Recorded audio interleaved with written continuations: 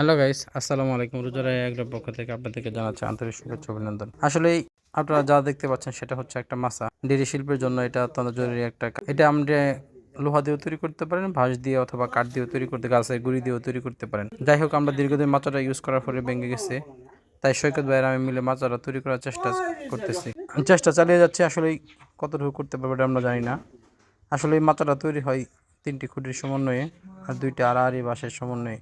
যেহেতু সৈকত ভাই একদিক দিয়ে গর্ত খুঁড়ছে আর অন্য দিক দিয়ে আমি গাছের গুঁড়োগুলো কেটে মাচাটা তৈরি সরঞ্জামাদি রেডি করতেছি। আচ্ছা, সৈকত ভাই আমাদের ডেইরি শিল্পের জন্য অত্যন্ত জরুরি একটা মানুষ। সেই সৈকত ভাই এ পর্যন্ত যতগুলো গাভী ডেলিভারি করিয়েছেন, আসলে আমাদের গ্রামে অঞ্চলে ছোটোখাটো যে ডাক্তারগুলো এআই সদস্যগুলো আছে, মনে হয় তার কাছ থেকে শেখার অনেক কিছুই আছে সৈকত ভাইয়ের কাছ থেকে।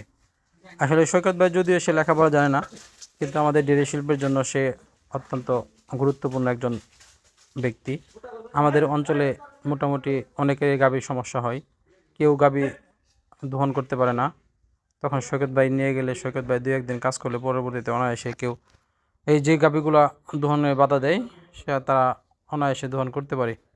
আসলে সৈকত ভাইয়ের কাছে কি এক ম্যাজিক আছে সৈকত ভাই নিজেই জানে।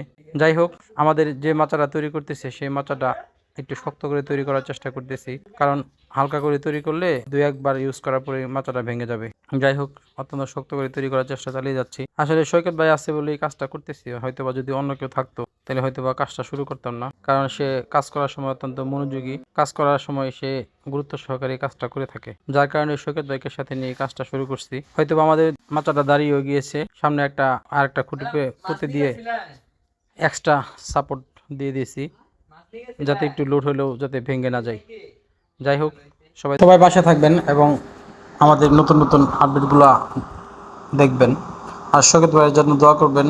আসলে এরকম লোক যাতে প্রত্যেক খামারে একজন করে থাকে। ধন্যবাদ সবাইকে। আসসালামু আলাইকুম।